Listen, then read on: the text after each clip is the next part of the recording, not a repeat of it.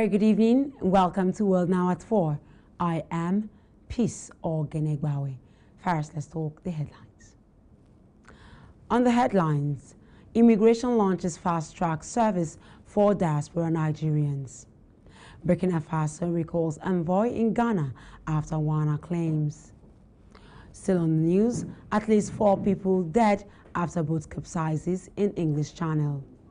And on sports, Real Madrid signs 16-year-old Brazilian prodigy from Palmeiras. Now the news in detail.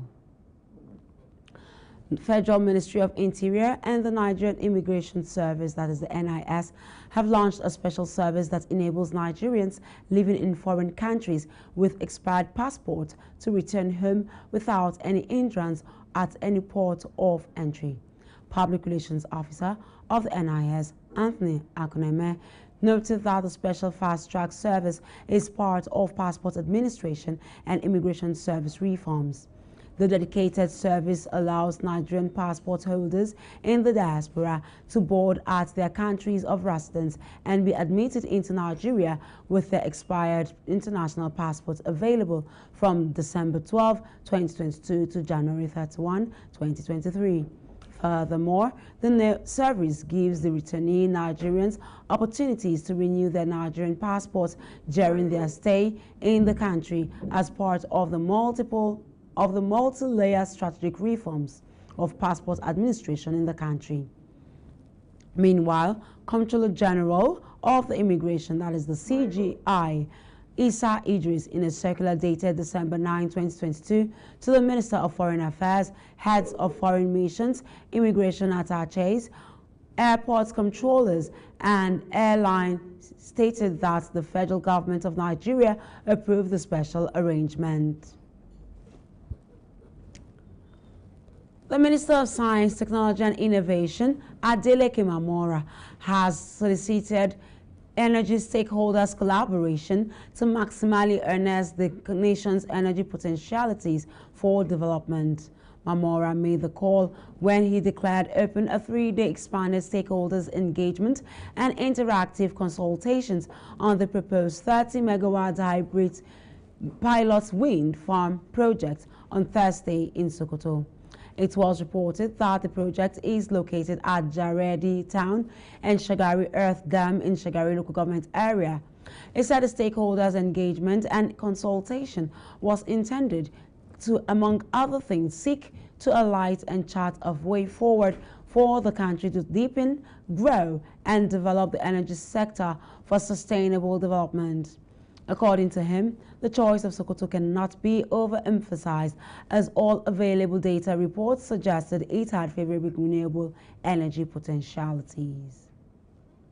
Meanwhile, condolences from Nigeria's President Muhammadu Buhari and party faithfuls of the All Progressives Congress, that is APC, including the Speaker of the House of Representatives and the Lagos State Governor, is still pouring in after the announcement of the demise of Nigeria's ambassador to Spain, Demola Seriki. A notice of his death was made available by his children, disclosing that he died on Thursday, December 15, 2022, in Madrid, Spain. President Buhari, in a release by presidential spokesperson Garba Shehu, said his passing has left the government in shock. Buhari therefore sympathized with friends and professional colleagues of the nationalist who distinguished himself in public service, working variously as Minister of State Interior, Minister of State Defense, Minister of State Agriculture and Water Resources, and Supervising Minister of Mines and Steel Development. Born on November 13, 1959, Ademola was a politician, teacher, businessman, and public administrator. He died at the age of 63 years after a long-running battle with cancer of the pancreas. You're watching World Now at 4. When the news returns, news from other parts of Africa. Stay with us.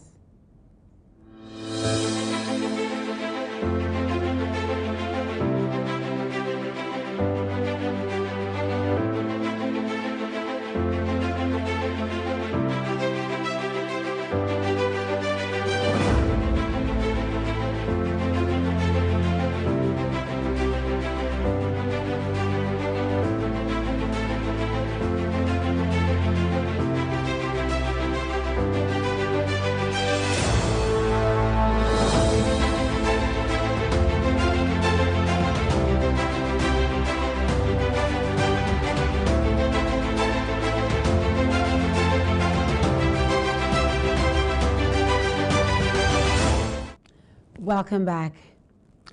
Burkina Faso has recalled its ambassador in Ghana for consultations after President Nana Akufo-Addo of Ghana accused the neighboring country of inviting mercenaries from the Russian firm Wagner.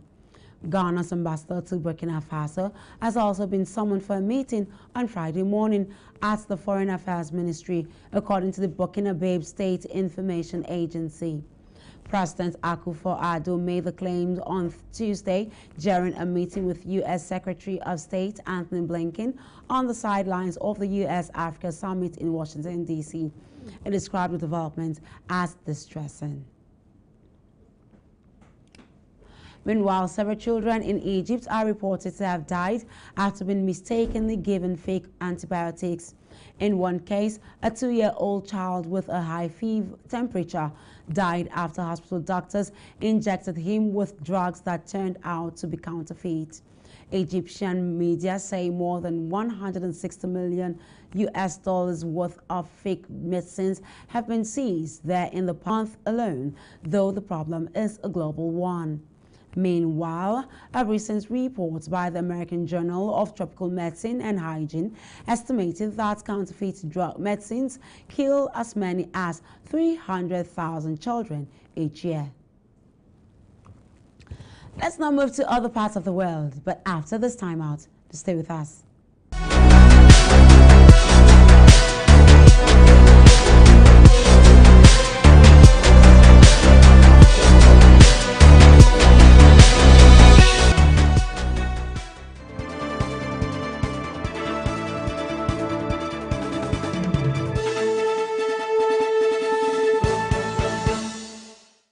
Welcome back.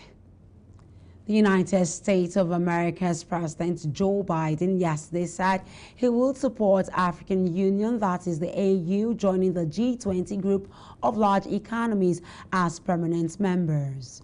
He said this is as part of Washington's effort to reinvigorate ties with the region, as he added that over the next 3 years, the United States would provide $55 billion to aid in Africa.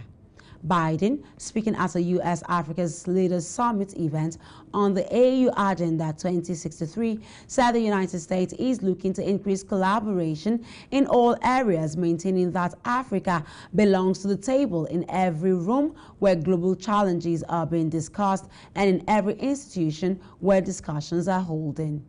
Chinese trade with Africa is about 4 times that of the United States, and Beijing has become an important creditor by offering cheaper loans, often with opaque terms and collateral requirements, than Western lenders. Hence, having a seat at the table could help some African nations, many of which are not currently eligible for debt treatment under the G20 plan, advance their interests. Biden said he plans to visit Africa. However, he did not say which African nation he plans to visit, neither did he state when he would make the trip. The British government has said at least 4 people are dead after an incident involving a small boat in the English Channel between Britain and France. According to British media reports, dozens of people were rescued after a small boat capsized in the icy water off the British coast on Wednesday. British radio stations reported that 43 people had been rescued, adding that the vessel reportedly sank while trying to cross the English Channel, with at least 50 refugees and asylum seekers believed to be on board. Local fisherman Ben Squares explained that despite freezing temperatures, more than 500 asylum seekers have made the perilous journey in small boats in Sunday alone, with the people traffickers who organized the crossings taking advantage of low winds and calm seas. Top government officials include Suella Braverman and Prime Minister Rishi Sunak also commented on the tragedy. We now move down to business news after this timeout. Do stay with us.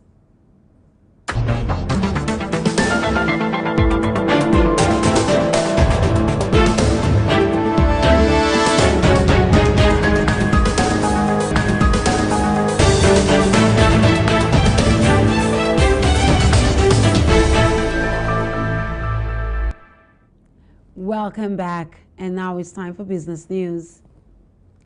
The United Kingdom has projected that Nigeria and other African countries may for a very long time experience high food prices and food insecurity, saying issues with farm inputs, especially fertilizer and water, is going to be prolonged. The UK ambassador to Nigeria, Katrina Lang, while addressing and delivering a keynote address at the Feed Nigeria Summit, stated that energy prices, restrictions on exporting of fertilizers, COVID-19 pandemic and its disruptive effect on supply chains, as well as ongoing Russia and Ukraine war, may result in long-term food security issues, among others. The High Commissioner, who was represented by the Director, UK Department of International Trade, Africa Agric, David Button, further noted that climate change has negatively impacted on Nigeria's ability to fully maximize its agricultural sector, adding that climate change will make between 10% and 25% of land currently farmed unfarmable. To address the current food crisis challenge in the country, the UK envoy stressed the need for finance, investment, and official development assistance to bolster food production and address food insecurity.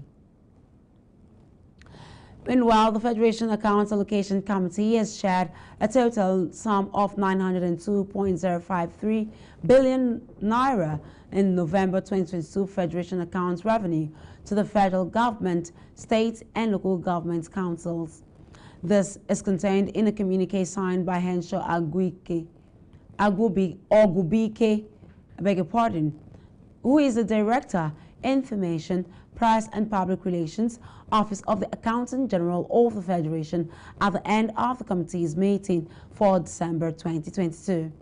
The statement shows that of the total distributable revenue comprised the distributable statutory revenue of 681.079 billion naira, distributed value-added tax revenue of 202.839 billion naira, exchange gain revenue of 7.164 billion naira, and 10.971 billion naira electronic money transfer levy revenue. The communique also revealed that in the month of November 2022, oil and gas royalties and petroleum profit tax, which is the PPT, recorded significant increase, while import and excise duties increased marginally. However, value-added tax, which is the VAT, and companies' income tax, which is the CIT, decreased considerably. Meanwhile, major oil marketing companies, which are the OMCs in Ghana, have started reducing prices of petrol products at the pump stations. The market leader has reduced the price of petrol to 13 cedis, 40 pesewas per litre, representing more than 2 cedis drop from its previous price. Diesel also going for 16 cedis, 10 pesewas, well per litre from the previous 18 cedis, 86 pesewas. Meanwhile, most of the smaller OMCs have reduced their prices earlier on Wednesday, December 14, 2022. The reduction in the prices, according to some of the OMCs, has been influenced by improved dollar supply and the stability of the city. The resurgence of the Ghana city continues as the city gained more values this morning, December 16, 2022, to sell at 9 cedis, 7 pesewas to the US dollar on the average. Let's now join Ian and Lubem on Sport News. Stay with us.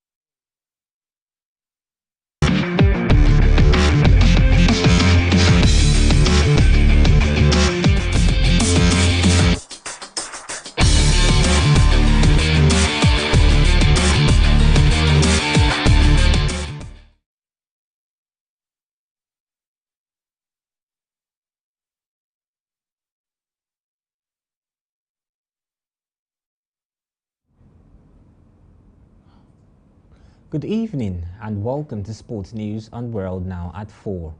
I am Aidan Lubem. Now to Sports News. Flying Eagles will on Friday today engage Nigeria Professional Football League side Nasarawa United in a friendly match ahead of their 2023 CAF Under-20 African Nations Cup. The 8th friendly match for the Nigeria Under-20 team will hold at the FIFA Goal Project Package B of the Moshood Abiola Stadium in Abuja. Coach Landan Boso's boys have won their 7th consecutive friendly matches in the build-up to the Africa Under-20 Cup of Nations. Meanwhile, on Thursday, Flying Eagles defeated Wiki Tourists 2-0 in a friendly match in Abuja. With the victory against Nigeria Football League side Wiki Tourists, Flying Eagles have recorded their 7th successive win in the build-up to the Africa Under-20 Cup of Nations. The incumbent president of the Nigeria Olympics Committee, Habu Gumel, has been elected for another term in office, defeating close challenger and former Minister of Sport, Sani Ndanusa, by 21 to 19 votes at the elective Congress of the NOC held in Jalingo, Taraba State on Thursday. With 21 out of the 40 votes, Gumel secured an absolute majority of 50% plus 1 as the keenly contested election into the president's seat climaxed the Congress of the body, just as 8 other positions were also contested. He was first elected as NOC president in 2002 and was in office until 2010. He returned again in 2014 and was in office till 2022 before winning another term at the election. While Solomon Ogba of Bobsled and Skeleton Federation secured 24 votes to emerge as the first vice president against Francis Obi of Badminton, who'd secured 16 votes, while Ishaku Tikon of Table Tennis ran unopposed for a second vice presidential position and secured 38 votes. Real Madrid have signed Brazilian teenage prodigy Endrick from Palmeiras. The 16-year-old forward, who has been touted as one of Brazil's best upcoming talents, will join the European and Spanish champions in July 2024 due to FIFA rules prohibiting players under the age of 18 from being transferred abroad. According to the report, Endrick is both the youngest player and goal scorer in Palmeiras history. The Brazil Under-17 international has scored 3 goals in 7 Brazilian Serie A games this season. Meanwhile, Palmeiras president Leila Pereira stated that it is a delight to have completed the biggest negotiation in the history of Brazilian football. President of France Emmanuel Macron wants to take a group of injured team players to the World Cup final on Sunday afternoon. Players such as Karim Benzema, Paul Pogba and N'Golo Kante have all missed out on Les Bleus' terrific World Cup campaign due to respective injuries sustained in recent weeks. However, Macron wants to get these players involved at the final hurdle by bringing them along for the final clash against Argentina this weekend. Reports show that France Sports Minister Amélie Oudéa-Castéra confirmed Macron's interest in bringing injured players to the final. France set up a World Cup final against Argentina after goals from Theo Hernandez and Randal Kolo Muani secured a 2-0 win over Morocco on Wednesday.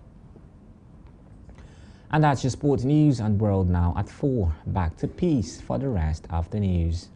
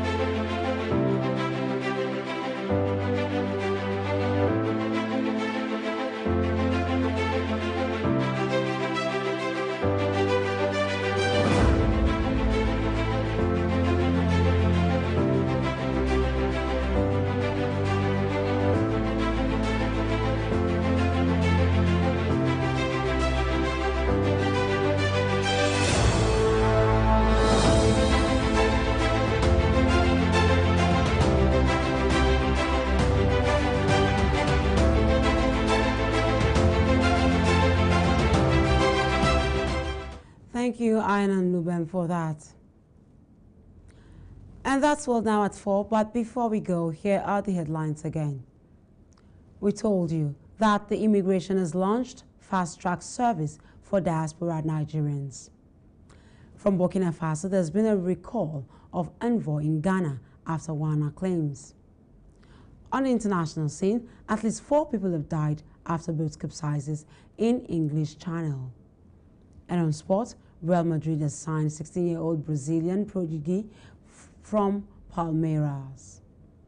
Remember to visit us on Facebook and Instagram at Hills TV. Our YouTube channel for you to subscribe is at Hills TV. I am Peace Organic Bawe. Thank you for watching.